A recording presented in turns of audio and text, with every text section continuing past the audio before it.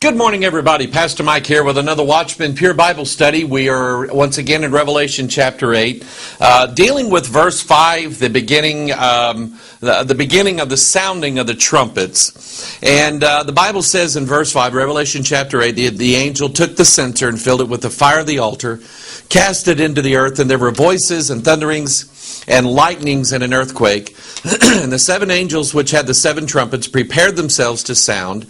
And then the blowing of the first trumpet is, the first angel sounded, and there followed hail and fire mingled with blood, and they were cast upon the earth, and the third part of the trees was burned up, and all green grass was burned up. And something that we're just going to make a note on, and we'll probably talk about it later, is you see a third of this, and a third of that, and a third of that, and a third of that. There's actually a reason. It's a really, really neat study once we get to it, and I'm going to make myself a little note here. It's a C sharp, in case you were wondering. And I'm going to talk about this one-third, one-third, one-third. There's a pattern all throughout the Bible that kind of gives you an idea of what this is all about. It's really neat. But we're going to pick up our study once again of verse 5 and the fire come in the earth, and there were voices and thunderings and lightnings and an earthquake. We're going to pick it up. This is one of those chapters to me in the Bible that's really, really interesting that I go back to and I study it from time to time, trying to glean some more out of it. It falls into a particularly interesting place in the Scriptures. As you know, I count things in the Bible. I think that everything in the Bible is laid out in order. Now, some people they can't handle that. When you start talking about chapters and verses and ordered things in the Bible, they say, well, that's not the original manuscript. So, well, it's here now. And I'm just going to tell you the facts of something, okay? The facts are that we're going to be in Psalm 77. Now, that's an interesting number in the Bible. The number 77 has everything to do with the lineage of Jesus in Luke chapter 3. If you count from Jesus and count backwards, Jesus, which was the son of Joseph, which was the son of Heli, and then you move on down, you see which was the son of Adam, which was the son of God. Adam being a prototype of the Son of God himself, the second Adam, which was Jesus Christ. This again is neat. You have the first Adam born in the book of death, which is the Old Testament. He dies. You have the second Adam born in what is the book of life, which is the New Testament. And as in Adam all die, even so in Christ shall all be made alive. This is why the Israelites right now have a problem, is that they only read half of the Bible. They only read the book of death, which is the law. And so Israel right now is dead in trespasses and sins. God's going to awaken her. He's going to revive her, resurrect her in the last days. And this is the theme that we deal with when we're looking at practically everything in the book of Revelation is going to deal with God restoring the nation or the 12 tribes of Israel. And so the number 77 to me is interesting. This Psalm 77 happens to fall in it is the 555th chapter of the Bible, 555. Now, let me make this a little. Number one, we have the number 5, which is the number for grace. Jesus being pierced 5 times. When you look at the name Noah in the Bible, the 5th time Noah's name is mentioned, it says Noah found grace in the eyes of the Lord. I think Ed Velo saw that and wrote that in his book on Bible numerics. So it's an interesting idea, this idea of number 5. You have the 5 Philistine lords, or the 5 Amorite lords in Joshua chapter 10 and in 1 Samuel, or excuse me, in the book of Judges. You have the 5 Philistine lords, and they are over the head of Samson. They're up on a porch in the temple that Samson is in, and they are over his head, meaning they have dominion over him. The number 5 is also a number for death in the Bible, and I don't have time to get into all that this morning. Go back and look at the video we did called the King James Code, the Pinnacle of Powers, where we deal with this. But you see that Samson brought down his enemies in his death. Well, that's a picture of Christ, who is crucified, and he destroys his enemies in his death. He's pierced 5 times. 1, 2, 3, 4 in each foot. And then the 5th time is in his side, and blood and water issued forth. And so the number 5, it deals with grace, it deals with God's power over death. But it also, this number 555 is interesting because the name Christ, just the word Christ, singular, is found exactly 555 times in the King James Bible. Okay, I think that's cool. I think that's neat. Because I looked at and I counted all the forms of the word righteous, righteousness, righteousnesses, and so on. The exact number of the word righteous in all its forms, 555 times in the King James Bible. You know what that means? It means what the verse says, that Christ is our righteousness. Okay? I don't have any righteousness in me. I have no good thing in me. That's what Paul said. But I have the righteousness of Christ on me, and that makes me accepted in the beloved. That makes me accepted as a son of God. So in the 555th chapter, which is Psalm 77, let's give ear to what the Lord is saying here. To the chief musician, to Jeduthun, a psalm of Asaph, I cried unto God with my voice, even unto God with my voice, and he gave ear unto me. In the day of my trouble, I sought the Lord. My sore ran in the night and ceased not. My soul refused to be comforted. The word comfort is always a Holy Ghost term. That's Jesus called him the Comforter, John 16, I believe. And so my soul refused to be comforted. This would be Israel, but it's also, let's say that it's you. Let's say that it's me, because there are times when we are so down, we're so distressed. We've been told over and over. I tell you over and over. I tell my people over and over. I know that my answers are always going to be in the Scriptures. But what happens when we get down, when we get, okay, we don't want to read, the devil's like they're saying, you don't need that Bible. Get away from that Bible. Stop looking at that Bible. Quit thinking about the Bible.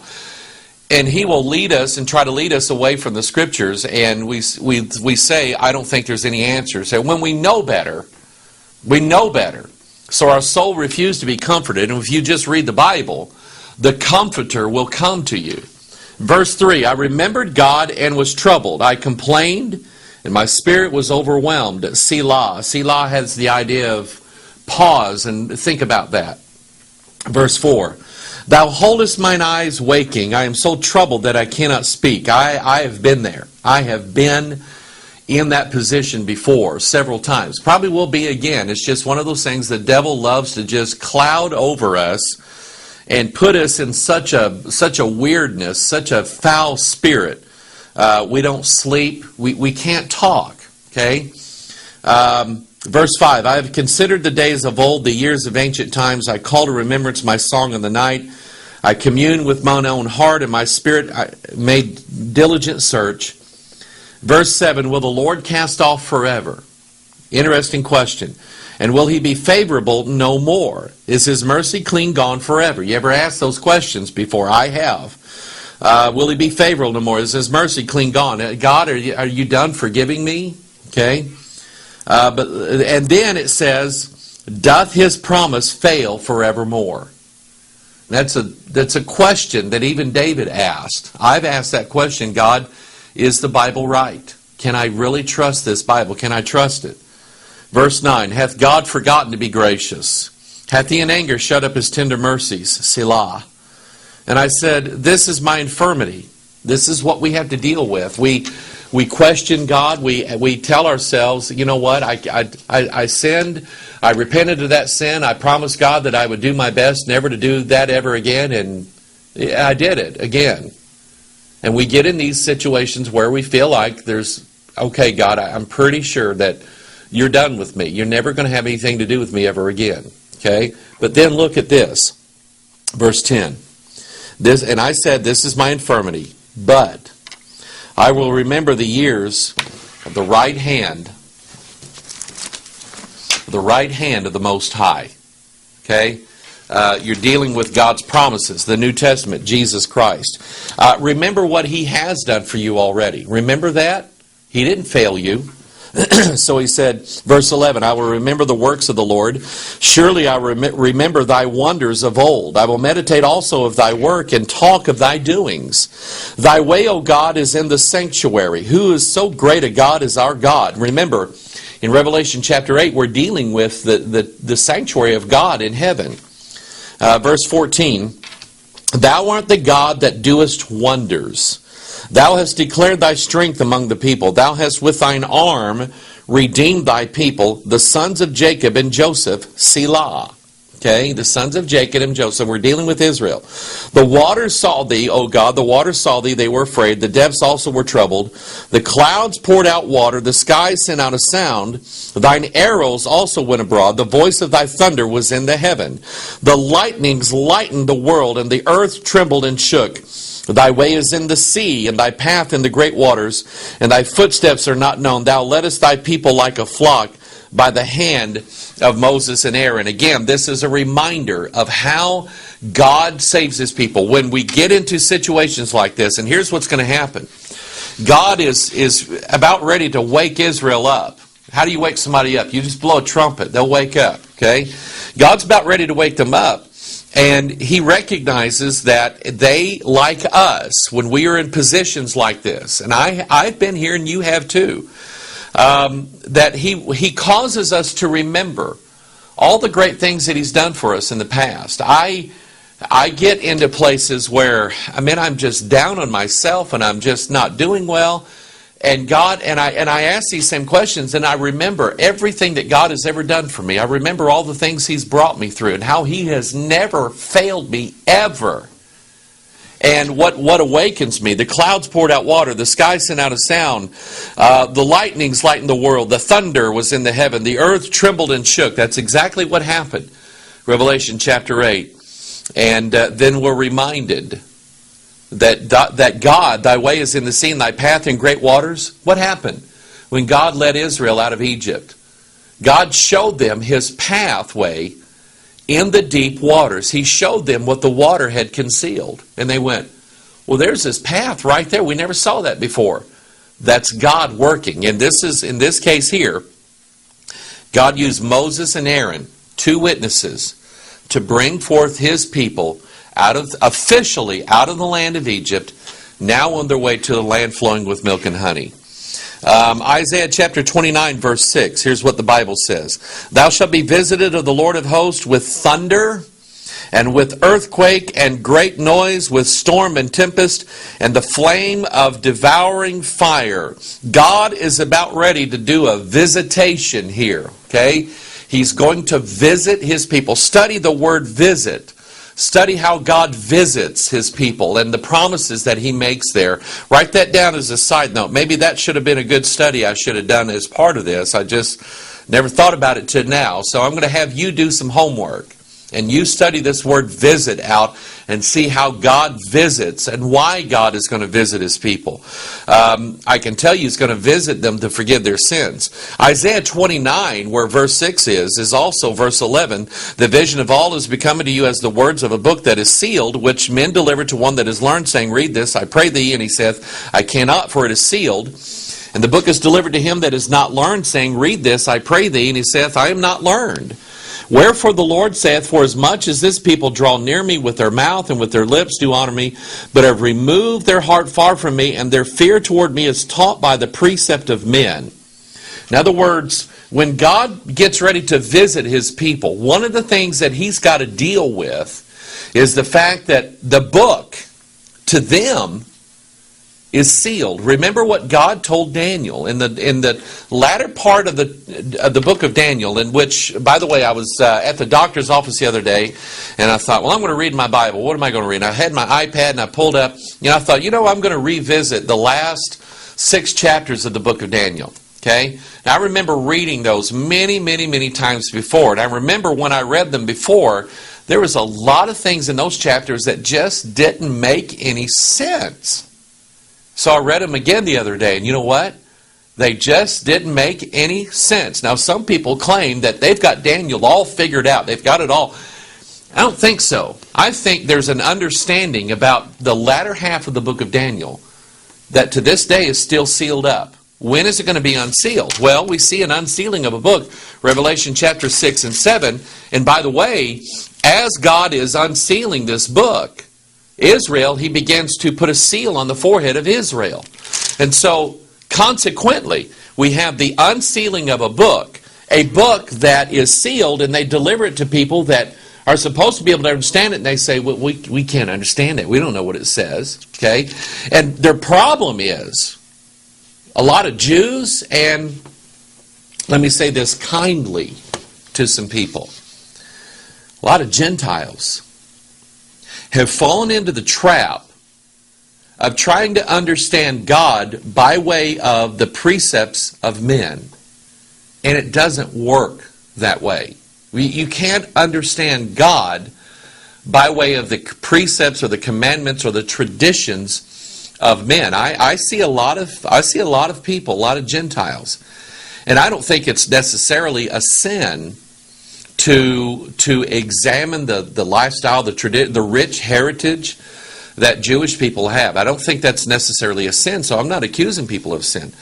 But I see a lot of Gentiles falling into what I am pretty sure in some cases is a trap, that they get into this Messianic Jewish system, the Hebrew roots they call it. They get into that, and invariably, at the end of that line, there's going to be a doctrine that says, now if you are not following the Hebrew system, you're not saved. That is not biblical. It's unscriptural. It's another gospel. It's a cursed gospel. The Hebrew system, the Jewish system and their traditions, even when they tried to follow the Mosaic law, that did not save them. That did not prove that they were saved. That was not a manifestation of their salvation. It was not. It was death because they couldn't keep the law. And so Israel right now is in bondage by their own traditions, by their own precepts. Okay? So they have a problem. But here's what God's going to do. In the day that he visits with thunder and an earthquake and fire and all that stuff, here's what he's going to do in Isaiah 29, verse 18. In that day shall the deaf hear the words of the book. Did Jesus ever heal deaf people? Sure he did. Why? So they could hear the words of the book. Okay? And the eyes of the blind, did he heal blind people? Yeah. Why? So they could see. That shall see out of obscurity and out of darkness. The meek also shall increase their joy in the Lord.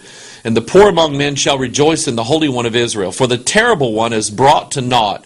The scorner is consumed. And all that watch for iniquity are cut off. That make a man an offender for a word, and lay a snare for him that reproveth in the gate, and turn aside the just for a thing of naught.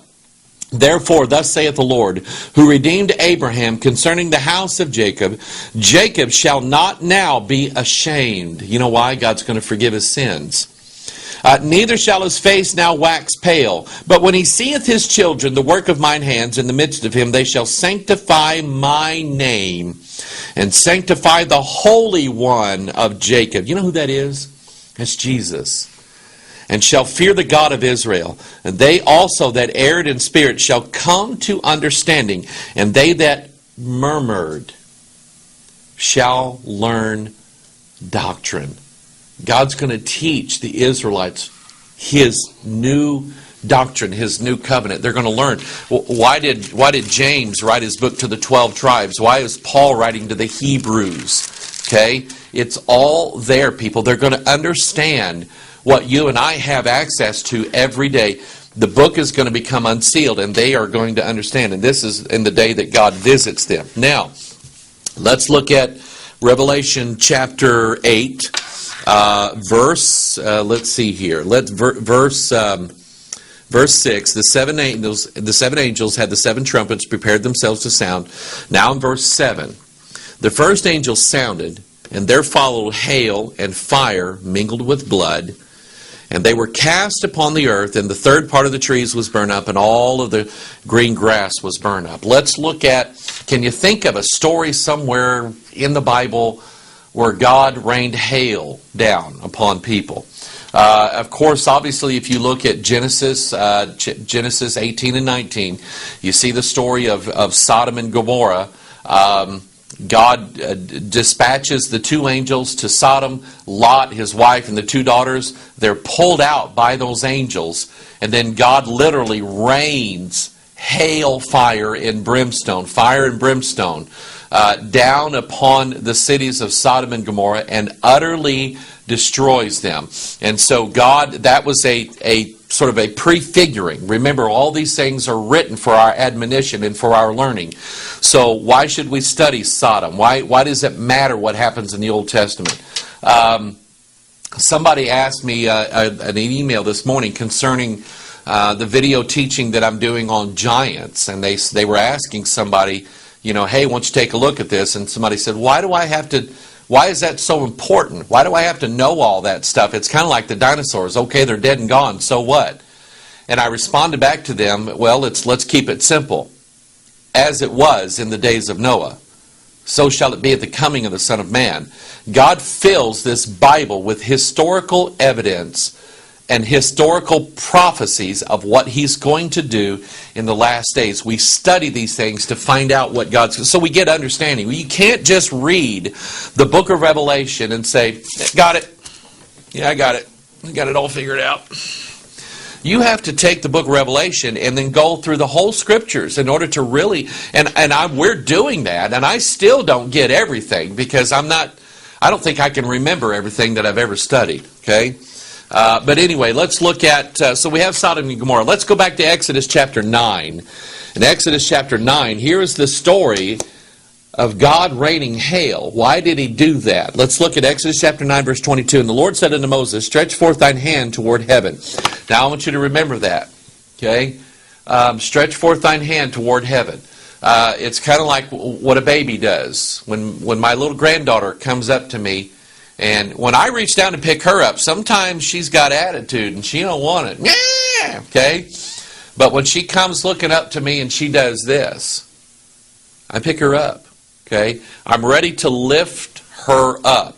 So Moses, stretching his hand toward heaven. Moses, stretch forth thine hand toward heaven, that there may be hail in all the land of Egypt, and upon man, upon beast, upon every herb of the field, or herb, okay, however you want to say it, throughout the land of Egypt. And Moses stretched forth his rod toward heaven. The rod is Jesus. And the Lord sent thunder and hail. We have that. And fire. We have that. In the first trumpet. Fire ran along the ground, and the Lord rained hail upon the land of Egypt. So there was hail and fire mingled with hail, very grievous, such as there was none like it in all the land of Egypt since it became a nation. A couple years ago, I was ready to walk out the door one morning, and it began to hail at my house. And we're talking about golf ball size hail, and it did that for about 10 minutes. Destroyed 2 vehicles, a roof, all of my siding had to come off. And I'm going, I carry a picture of it around on my phone to show people. I've never seen anything like that. But here just recently, I saw on Facebook somebody with a hailstone this big around. And I'm going, that's bad. But what's going to happen in the last days? Mankind has never seen. God's saying something like, you haven't seen anything yet. Okay, you have not seen what I can do yet. You're about to. So anyway, verse 25, and the hail smote throughout all the land of Egypt, all that was in the field, both man and beast. And the hail smote every herb of the field, and brake every tree of the field. Only in the land of Goshen, think about that. Only in the land of Goshen, where the children of Israel were, was there no hail. So that, again, I talk about separation. Here's the land of Goshen, here's the land of Egypt. God always wants His people separated. And so all you churches out there that have moved into the realm of the world, and you're dressed like the world and talk like the world, including, who is this guy, Perry Noble? This guy uses curse words. He uses curse words in his sermons. He talks like somebody that's worldly. He plays AC/DC at his church. He's not in the land of Goshen. Okay? He's not. Stinks to be him. You pray for him. God needs to be saved. Okay? He does. Only in the land of Goshen, where the children of Israel were, was there no hail. Pharaoh sent and called for Moses, and Aaron said unto them, I have sinned this time, the Lord is righteous, and I and my people are wicked. Entreat the Lord, for it is enough that there be no more mighty thunderings and hail, and I will let you go, and ye shall stay no longer. It's about God freeing His people. Okay? But there's some more things that we're going to study out here with this hail. God's still not done. Remember back in Isaiah 29, Israel's got a problem. Their problem is that they can't read the Bible. They don't understand it. Their whole religion is taught by the precept of men. And I'll say this, I was going to say this a while ago. That is what is turning out to be the majority of doctrinal ideas in most churches now. They're the precepts of men. Somebody sent me a note saying they don't like what I'm saying about the giants. And they said, will you consider the such and such? Sent me a link, and I listened to it. It's a 9-minute thing, and I listened to it. Some guy's YouTube video, professionally done. And they're going into all this detail about how the giants weren't really tall and how the sons of God aren't really the angels. And here's what they did. Now, the original Hebrew, it says that, now, the King James says this, but it doesn't really mean that. It says something else. You know what that is? That is the precepts of men. They're taking and believing and building doctrinal ideas upon what the scholars and a majority of the church is saying. That's not authoritative. That won't work for me. I'm going to believe this. I have it in my mind that every word in this Bible is right, including the name of God. As it's written in this book, this is my only authority telling me what to believe. And Israel, and a majority of the church right now, has a huge problem in that they don't believe the Bible. God's got to straighten that out with Israel. God's going to deal with them on this thing. We look in Psalm chapter 18. The verse 12, the Bible says, at the brightness that was before him as thick clouds passed, hailstones and coals of fire. The Lord also thundered in the heavens, and the highest gave his voice, hailstones and coals of fire. So God is speaking now. He's opening his voice, and with his voice is hail and fire and thunderings and all of these things. God's now ready to speak. Psalm chapter 78. Verse 47, the Bible says, he destroyed their vines with hail, and their sycamore trees with frost. He gave up their cattle also to the hail, and their flocks to the hot thunderbolts. Boy, think about that. He cast upon them the fierceness of his anger, wrath and indignation and trouble, and sending evil angels among them.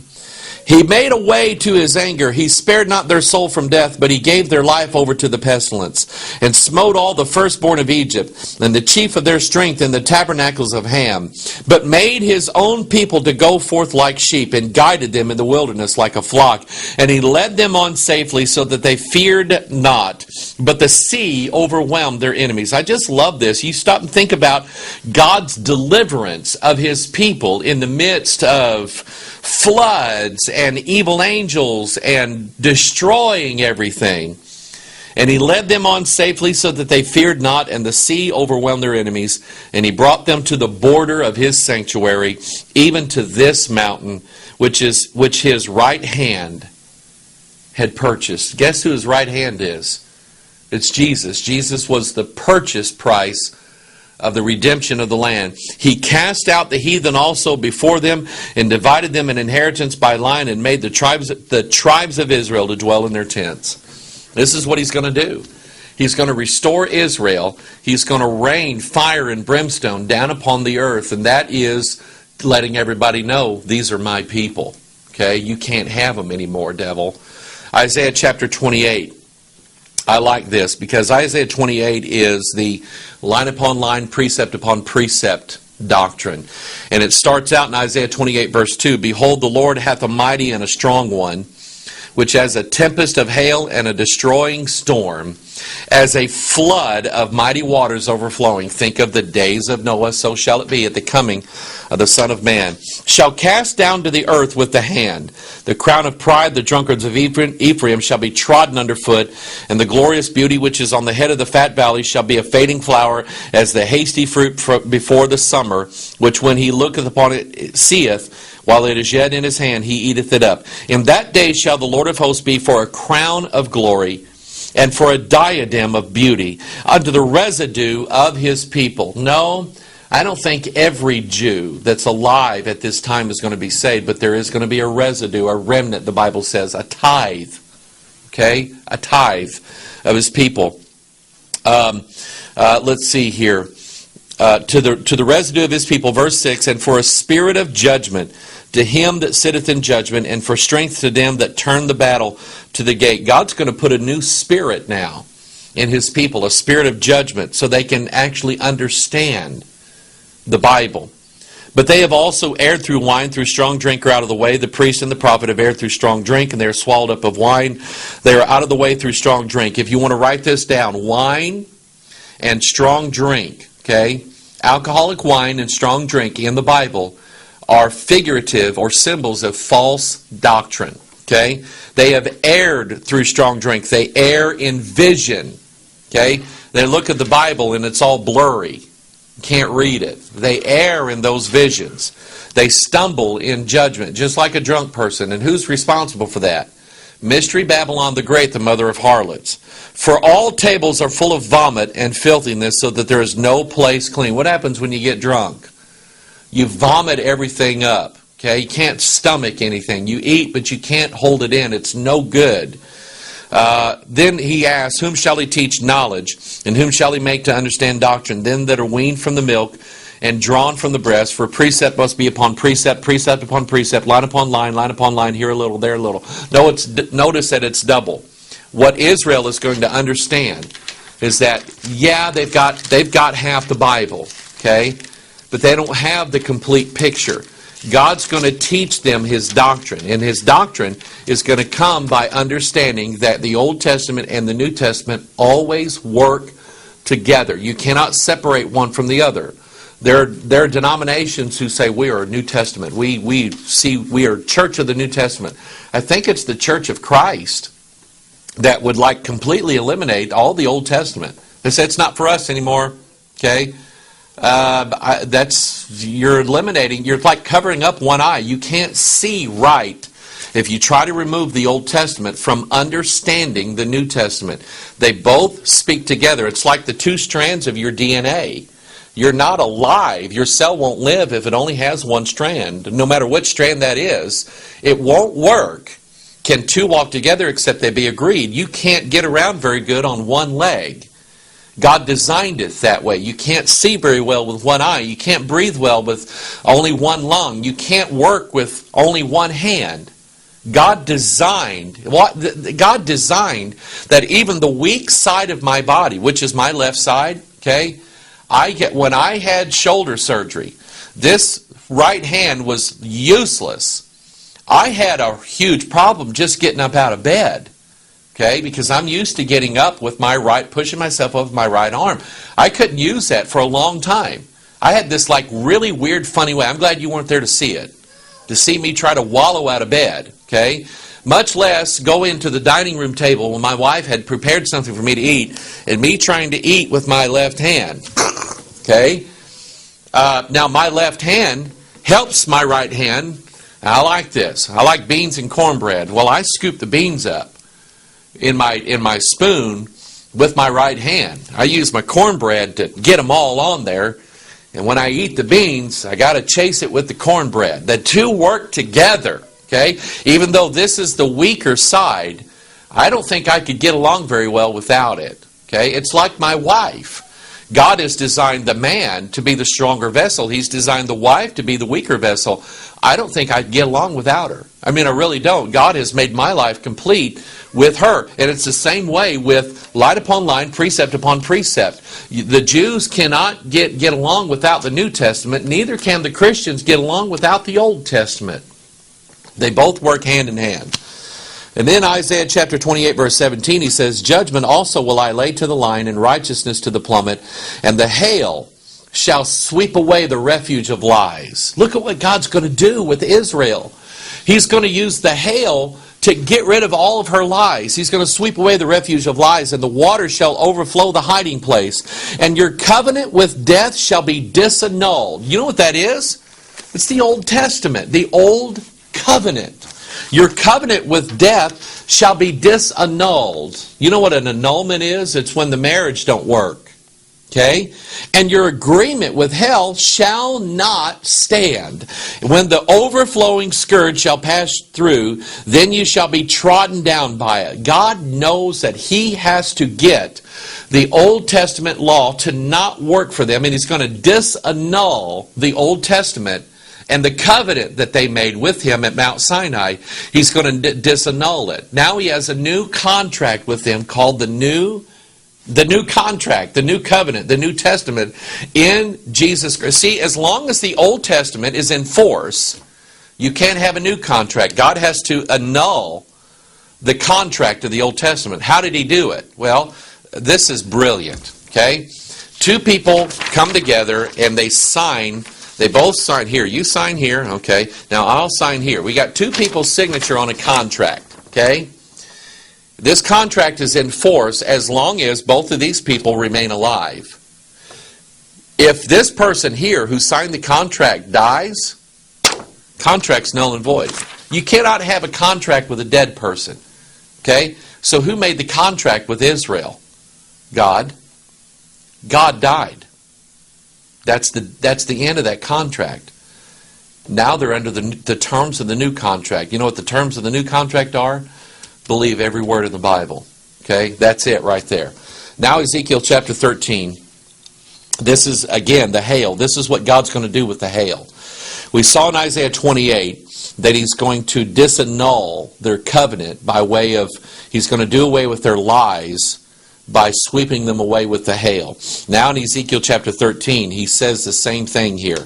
He says in Ezekiel 13 verse 9, "Mine hand shall be upon the prophets that see vanity and that divine lies. They shall not be in the assembly of my people, neither shall they be written in the writing of the house of Israel." Their name's not going to be written in the book. Okay? "Neither shall they enter into the land of Israel." And stop right here. Who is it that God did not allow to go into Canaan land? It was everybody that disbelieved God when the spies came back and said, "There's giants all over the place there." Okay, they're everywhere. We can't go in. The 10 of them said, 10, the law. 10, the law said we can't go in there. 2, the new covenant said, yeah, we can. You just got to believe God. Just believe God, what He said. God said for us to go in there. We ought to go in there.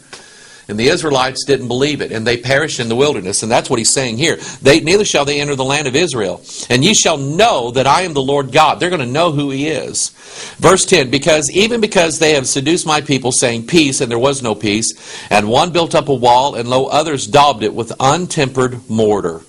Say unto them which daub it with untempered... You know what basically untempered mortar is? Sand. Okay? It's sand. It won't work. It won't stick. Okay?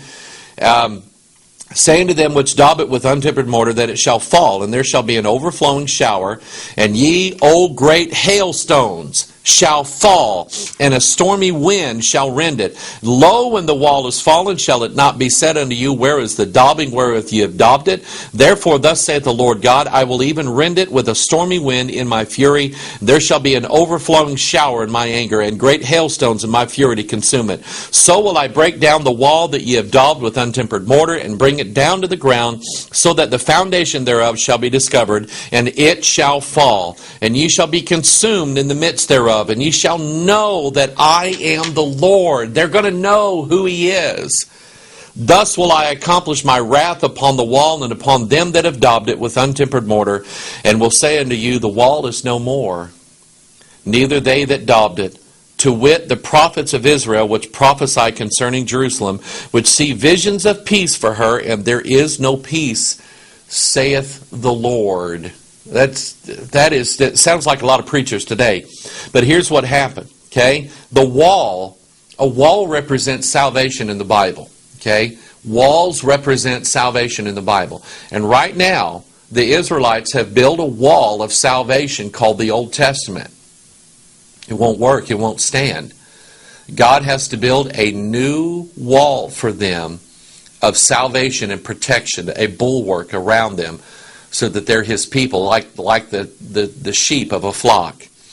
In Ezekiel chapter 38, This is what he says, "And I will plead against him with pestilence and with blood, and will rain upon him, upon his bands, and upon the many people that are with him, and overflowing rain, and great hailstones, fire and brimstone. Thus will I magnify myself and sanctify myself, and I will be known in the eyes of many nations, and they shall know that I am the Lord." This is all about, this is why it's so exciting to me, okay? Because I have a heart for the tribes of Israel. Okay, I don't have the same heart that Jesus has, but I try to have a heart for those 12 tribes of Israel. Okay, and I'm praying for the salvation of Israel. Now, I do believe that there is somewhat of an agenda that centers around the nation of Israel as it stands right now, and it's not good. God's going to bring all of that down, and you can be against a new world order plan to establish like a global dominion in Jerusalem. You can be against that and still be for little Jewish boys and girls who are of the 12 tribes that God is going to save. He's going to reveal himself to them in the last days. And when he starts blowing trumpets, he's signaling to everybody that that's what he's going to do. He's going to save Israel. He's going to translate us up into heaven. Looking forward to that day. Next week, we'll talk about a mountain called Babylon being cast into the sea. Okay? Be ready for it. This is Pastor Mike. I love you. God bless you. We will see you the next time. Bye-bye.